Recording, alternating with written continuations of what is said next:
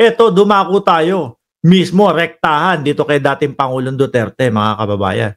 Eto na po si Congressman Ace Barbers. In the seizure of... Eto po yung madiin, mga boss, no? Ayan. Sabi dito, breaking news.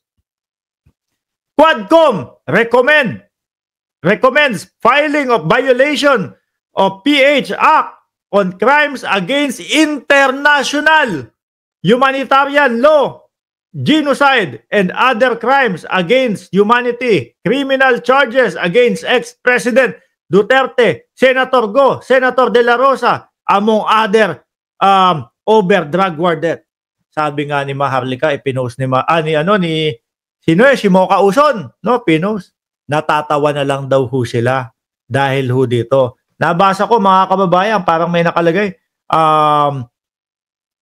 violation of PH Act on crime against International Criminal Court. Hindi, International Humanitarian. Ako, mukhang papasok na din dito ang ICC, At mukhang patiho ang Congress nananawagan na at nagpaparinig na sa ICC, Sabi, ipinost po yan ni Mocha Uson, mga kababayan. Sabi,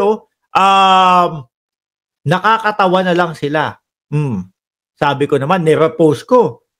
Tawa ngayon, iyak later. O, di ba? Ganyan naman mangyayari dyan, Sabi ni Shiro Kansaki, Mocha Uson, ang cookie ni Mocha. Ibang klase no? Ibang klase plataforma de gobyerno. Ang cookie ni Mocha. Double kill, may ICC na, meron pang kaso dito. Correct. The Quadcom likewise recommends the filing of appropriate charges against the following. Number 1, personalities linked to the illegal drug trade. Pero mga boss, nagtataka ho ako. Bakit? Dapat po siguro tulog na ho yung mga DDS, kaya wala nang mga nagsisisuguran dito. Kaya naman po ganyan yung title natin. Alam ko na magsisisuguran ho dito yung mga DDS. O siguro nahihiya na din silang mag-type.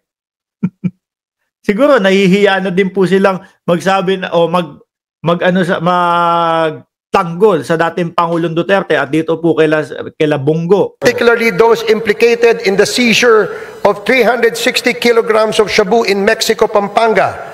Kai Kimeng alias also known as Willie Ong, Yang Jiazheng also known as Eddie Taiyang, Mayor Teddy Tumang, and all the incorporators of Empire 999. Number 2, perpetrators of crimes against humanity under Section 6 of Republic Act 9851 or the Philippine Act on Crimes Against International Humanitarian Law, Genocide, and other crimes against humanity. Former President Rodrigo Roa Duterte, Senator Roland Bato de la Rosa, Senator Christopher Lawrence Bongo, former PNP Chief Oscar David Albayalde. Nako, si Albayalde din, may maliit na anak yan. Former PNP Chief Debold Sinas, Police Colonel Royina Garma, Police Colonel Edilberto Leonardo. Si Garma medyo madali pong yun madaling kausap yun Medyo konting pursige lang po sa pagtatanong kay Garma. Tapos sabihan mo, sige, gusto mo makaligtas dito, bumaba ang sentensya mo. Aminin mo na, sabihin mo na lahat. Ayan! No? And Hermina Muking Espino. Kala ko Herminia. Kala ko sasabihin, Herminia Roque. Hermina pala. Muking, no? Si alias Muking. Number 3, the co-conspirators in the murder of Chu Kintung, Li Lanyang, and Wong Mengpin, the 3 Chinese nationals killed inside the Davao Penal Prison and Penal Farm on August 13 of 2016. Davao na naman. Former President Rodrigo Roa Duterte, Police Colonel Royina Garma, Police Colonel Edilberto Leonardo, SPO4 Arthur Narsolis, and Superintendent Gerardo Padilla. Number 4, individuals involved in the murder of General Wesley Barayuga. Police Colonel... Mukhang parang pagkakarinig ko mukhang damay. No? Si Grijaldo dito, damay in terms na parang wala siyang ginawa. Royina Garma, Police Colonel Edilberto Leonardo, Police Lieutenant Colonel Santi Mendoza, former PNP Officer Nelson Mariano, Dami PSMS Jeremy Tox kausapin, N1 alias Loloy. Oh, parang si Grijaldo yung sinasabi nila, lagot ka Grijaldo, wala kang ginawa.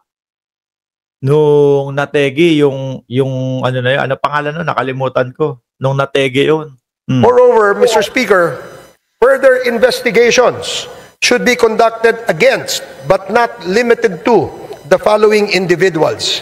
Number 1, personalities implicated in the illegal drug trade in relation to the revelations provided by resource persons Jimmy Guban and Mark Taguba. Ha? Representative Paulo Duterte, Pulong na to, tsaka Manscarpio naman. Councilor Nilo Abilera Jr., Mr. Paul Gutierrez, Mr. Benny Antiporda, Mr. Jojo Bacud, a certain Tita Nani, and Mr. Allen Capuyan. Oh. Number 2, personalities identified to be involved in the illegal drug trade during the course of the legislative hearings. Hong Mingyang, also known as Michael Yang. Wei Xiong Lin, also known as Alan Lim. The presidential advisor ni Digong. Charlie Tan, and Mr. Sammy Uy. Ano kaya ho pakiramdam ngayon, mga kababayan, nung mga DDS? Natatawa pa din ho kaya, mga bossing? Tawa ngayon, iyak later. Yan yung magandang ano dyan, quote sa kanila. Number 3, personalities involved in Pogo-related illegal activities. Attorney Herminio Harry Roque Jr. Herminio. Tama pagkakarinig ko, di ba? Herminio, hindi Herminia. Oh. Catherine Cassandra Leong. Go Waping, or also known as Alice Leal Go. Yang Jian Sin, also known as Tony Yang. And Hong Jiang Yang, the younger brother of Tony Yang and Michael Yang. Mr. Speaker, our work is far from over. The Quad Committee's progress thus far is a testament to what we can achieve when we confront corruption and criminality with courage and resolve. Biruin nyo mga kababayan, kung ikukumpara mo yung mga ginawang hearing, no, ni Bato de la Rosa, Bungo, tapos kasama si Robin Padilla, na sinasabi gagawin daw nilang susunod na presidente. Ano yun? Gusto niyo pagtawanan na talaga tayo ng Pilipinas? Pag pinagkumpara niyo po yung kanilang mga hearing versus po dito sa hearing ng Quad Committee, mga bossing, kitang-kita po yung layo, no, ng pagkakaiba.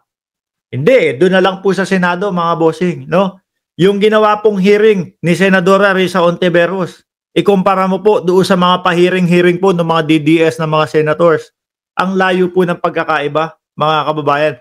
Dito lang po napapakita o nakikita ng sambayan ng Pilipino na meron tayong mga clown na mga senador ho. However, it also underscores the magnitude of the challenges we face. This is a defining moment for this Congress, Mr. Speaker. It is an opportunity to uphold the rule of law, protect our nation's sovereignty, and deliver justice to those who have been wronged. I urge my fellow legislators to give this report the attention it deserves and to support the proposed measures that will ensure these injustices are never repeated. Maisingit ko na din po, alam niyo po si Ace Barbers, mga bossing, taga-suporta po yan ng dating Pangulong Duterte. Kagaya po natin, taga-suporta po tayo ng mga Duterte dati.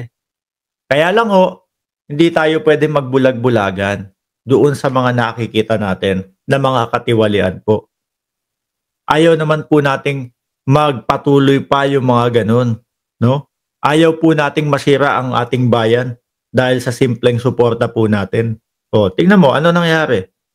Diba dati nakasuporta siya, pero ngayon, siya yung nagsasabi o yung Congress ang nagsasabi, kasuhan nyo itong mga to. Together, let us take the necessary steps to restore faith in our institutions and reaffirm our commitment to the Filipino people. Maraming salamat and Merry Christmas, Mr. Speaker. Ayun, ang sarap naman pa-Christmas noon. Di ba mga bossing? Ang sarap na pa-Christmas po sa ating mga sumusuporta po sa gobyerno ng Pilipinas.